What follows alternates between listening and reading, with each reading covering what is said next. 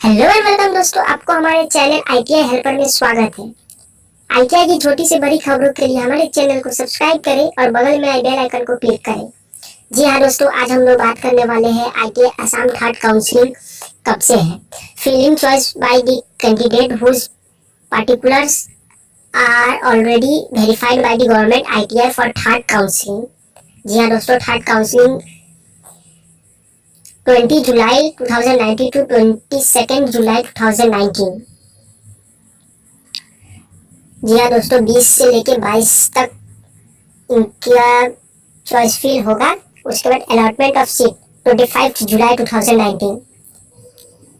जिसको seat allotted हुआ है उनका नाम 25 जुलाई 2019 को लिस्ट में आएगा।